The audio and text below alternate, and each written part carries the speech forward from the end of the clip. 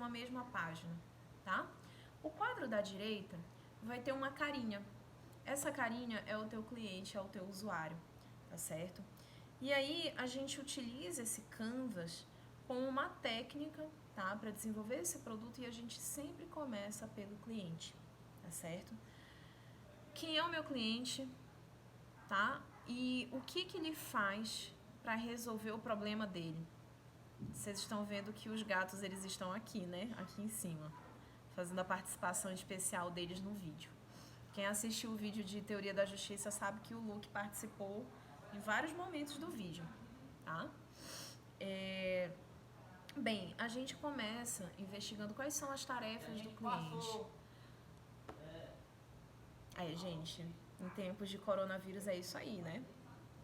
A gente dá aula aqui, o povo passando na janela, tá? Eu só tô aqui na janela porque tá com uma luz bem bacana, tá? Pra não ficar assim super escuro e com uma imagem ruim, tá? Então vamos lá. Tarefas do cliente é aquilo que o cliente faz para resolver o problema dele, tá? O que o cliente precisa fazer para ele resolver essa situação? Então vamos pensar, galera que vai trabalhar com o parecer jurídico, a consulta jurídica. O que é que o cliente faz? Ele vai, pesquisa no Google, porque ele não está a fim de pagar. Ou então ele chama o cunhado que é advogado, ele chama o primo dele que está no 2º ano do curso de Direito, mas ele não vai com o advogado. Se ele tem, tipo assim, um amigo de bola ou uma amiga do salão de beleza que é advogada, ela vai lá e tenta, né, fazer uma pergunta. Tudo para não pagar, tá? Então a tarefa desse cliente seria essa, tá? E sempre que a gente pensa em tarefas do cliente, a gente está pensando em necessidades básicas que o nosso cliente, o nosso usuário, está tentando suprir, tá? Então, no caso dessas pessoas que buscam essas consultas, que fazem essas pesquisas, a necessidade básica, gente, é a necessidade de segurança. Eu preciso ter segurança, tá? Porque o meu caso jurídico pode ser sério, porque ele pode ser grave, ou então porque eu quero saber se eu posso entrar na justiça ou não, ou então porque eu quero economizar o máximo possível e não entrar na justiça, tentar resolver de forma amigável, por exemplo. Então, tudo isso vem da necessidade básica de segurança, tá? É lógico que existem outras necessidades básicas, como, por exemplo, proteção, né? Fome, você matar a fome. Por que as pessoas pedem delivery? Porque elas têm uma necessidade básica de fome, mas não é fome de qualquer coisa. É fome de coisa gostosa, principalmente no final de semana, tá? Status, tem pessoas que consomem determinados produtos por causa de status, tá, gente? Então, como o nosso eixo aqui é empreendedorismo social, a gente vai muito focar em necessidades como segurança, ou então ascensão social, né? Ou então o preenchimento de outras necessidades que não têm a ver com o consumo de bens, como por exemplo um tênis da Nike, ou então um celular da Apple, tá, gente? Então essa seria a ideia principal. Para o pessoal que vai trabalhar, por exemplo, com a informação dos ribeirinhos, também é a necessidade de segurança. Eu preciso me sentir seguro com relação a uma questão jurídica, para ter a certeza de que eu não vou ser processado, de que eu não vou ser multado, que isso não vai colocar em risco a sobrevivência da minha família no ponto de vista financeiro, tá? Ou então que isso não vai me fazer perder a minha lavoura, tá certo? Esse tipo de coisa, tá bom? Então também seria uma necessidade básica de segurança, tá? E aí, gente, agora que a gente já vê, a gente já consegue vislumbrar o que o cliente faz, e isso vocês vão ter que pensar coletivamente quando vocês estiverem fazendo essa atividade na hora de montar o projeto de vocês, tá? Porque tudo isso é pro projeto, tá, gente? Vocês vão fazer realmente esse exercício mental de se colocar no lugar do cliente de vocês e trabalhar a partir do viés da empatia, tá bom? Dores, vamos falar sobre as nossas dores. Gente, O que aborrece o cliente nesse processo de resolver o problema? Pessoal que vai falar sobre a educação ambiental, né, e dos ribeirinhos. Muitas vezes essas pessoas, elas saem da localidade onde elas estão, elas vêm para cá, para Altamira, né, que é a maior cidade da região, e elas vão atrás de quem? Das secretarias de meio ambiente, dos órgãos de proteção ambiental. Aí vem, gastam dinheiro que não se pode gastar, né? Muitas das vezes essas pessoas, elas deixam de trabalhar um dia todo e isso para elas tem muito impacto na vida financeira delas. Vai ficar horas esperando para ser atendido. Quando chega lá, a criatura não entende nada, porque ela não tem letramento em direito, em leis, tá? Instrução nesse sentido. Então, vejam, a dor dessa pessoa é essa, ela tem que se deslocar, ela tem que ir lá fazer isso. Vocês conseguem entender como isso é ruim para esse cliente em potencial? Ou então, por exemplo, qual é a dor de quem não quer pagar por uma consulta jurídica? Qual é o aborrecimento que essa pessoa tem? Muitas vezes a pessoa vai lá, faz a pesquisa no Google, né, nos Googles da vida, sem entender bulhufas, tá? Além dela perder muito tempo, dela se estressar com isso, às vezes ela acaba fazendo uma pesquisa que não satisfaz todos os detalhes do caso, e aí o que acontece? Vira bola de neve, e aí no final ela vai parar no escritório do advogado, quando já tá um negócio explodindo, e aí o advogado vai chegar e vai dizer, olha, eu vou ter que te cobrar. E aí o barato sai caro. Não é verdade? Isso é um contratempo, né? Que as pessoas têm muitas das vezes quando elas não conseguem compreender a complexidade da causa.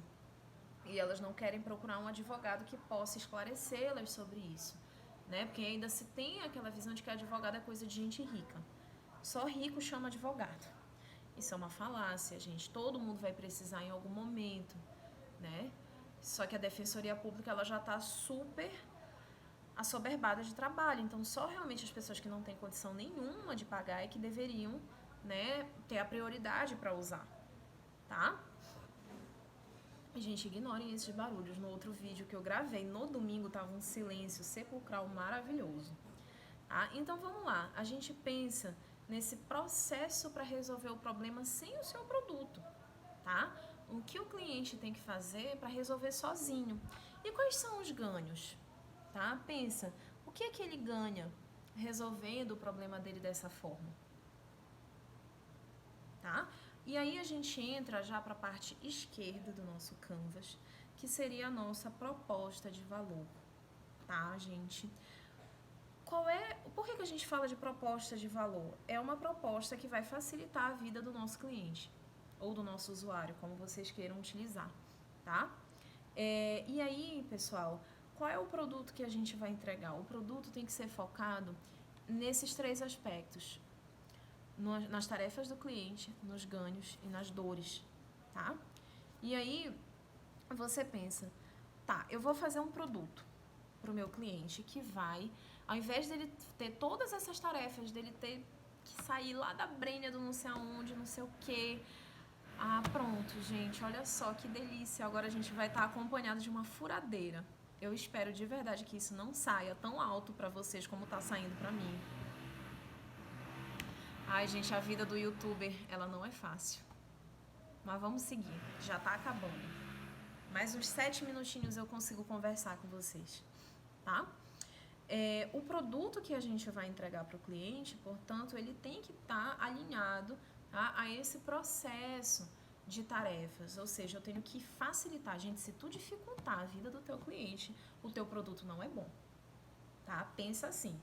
Então, ao invés da pessoa ter que fazer 1 milhão de pesquisas no Jus Brasil, no Google, ou então do ribeirinho ter que sair lá do Assurini, se bem que Assurini é agricultor, mas lá da Resex, lá do não sei aonde, o que tu podes fazer para facilitar a vida dele?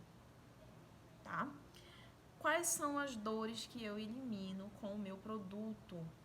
Tá certo? Será que eu dou uma certeza maior para o meu cliente? Será que eu consigo fazer o meu cliente poupar tempo, poupar preocupação, poupar dor de cabeça? É nisso que a gente tem que pensar. A gente está aqui para resolver problema, não para aumentar os problemas. Então pensem, quais são as dores que eu consigo eliminar? E aí a gente vai pensar em potencializadores de ganhos. Porque veja bem, se o meu cliente ganha uma relativa certeza fazendo uma pesquisa no Google, o meu produto dá 100% de certeza para ele, através da consulta jurídica, tá? E aí o ganho que ele vai ter é muito maior do que a tarefa dele nesse momento, que seria pagar um precinho módico, 40, 50, 60 reais. Né? Então a gente precisa pensar nesse sentido. O Canvas, ele vem então como uma ferramenta para você estruturar produtos, tá? Lembrem-se, vocês sempre vão precisar facilitar a vida das pessoas para quem vocês estão pensando o produto de vocês. Professora, mas eu vim para cá para fazer concurso, eu não vim para ser empreendedor. Tudo bem, você pode aplicar isso dentro do serviço público, tá? Como é que a gente pode fazer, por exemplo, para estruturar uma vara de forma que os processos sejam mais rápidos? Quem é o meu usuário? Se eu estou numa vara civil, numa vara de família, qual é o tipo de usuário que eu tenho dessa vara? O que as pessoas têm que fazer que piora a vida delas, né? Quais são os ganhos, quais são as necessidades delas básicas que elas estão querendo suprir vindo para o judiciário? A minha proposta, o meu produto, mesmo que seja um produto ofertado dentro da estrutura do serviço público, qual é o produto que eu vou entregar? Uma resposta mais rápida para essas pessoas? Eu vou fazer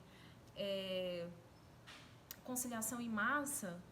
Será que a gente vai fazer, por exemplo, uma sexta-feira de plantão na nossa vara para todo mundo ir lá conversar com a gente dar orientação? Então pensem, o empreendedorismo social, tá? Como a gente viu aqui no início da aula, ele não está só relacionado a você ser um empreendedor privado. Você pode utilizar ferramentas dessa dentro do setor público.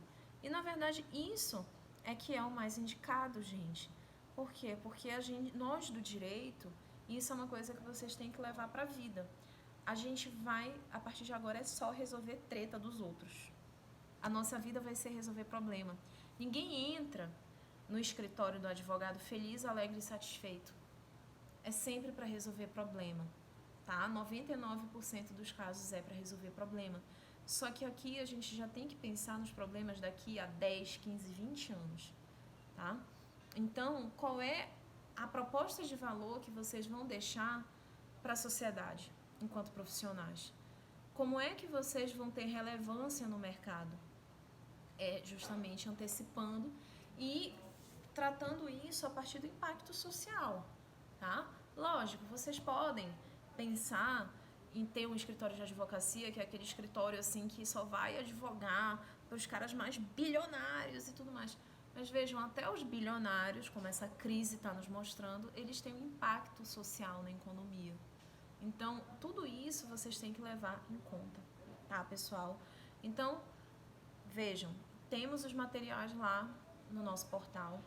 Deem uma olhada, leiam, tá certo? Utilizem o Canvas como uma parte da pesquisa de vocês, pensando como é que vocês vão resolver os problemas dos outros dentro do projeto. Não é para pensar só a partir da teoria, tá? E pensar também que a gente pode impactar positivamente a vida das pessoas e ainda ganhar uma grana bem bacana com isso, tá bom? Então era isso que eu tinha para conversar na aula de vocês. Mil desculpas por ter postado uma aula sem áudio, tá? Quando eu chequei tudo, tava tudo ok. Eu não sei o que aconteceu nesse processo do YouTube de transplantar, né, de um programa para outro. E aí, assim, realmente foi erro meu, tá, pessoal? Mas eu espero que vocês possam ter aproveitado essa aula de hoje. Não se esquece, se você tem aula comigo hoje, segunda-feira, às 7 horas, eu te espero lá às 7 horas. E se você tiver aula às 9, a gente se encontra às 9 para conversar, tirar dúvida, debater, aprofundar, pegar indicação de leitura, tudo isso. Tá certo, gente? Um beijo e a gente se vê.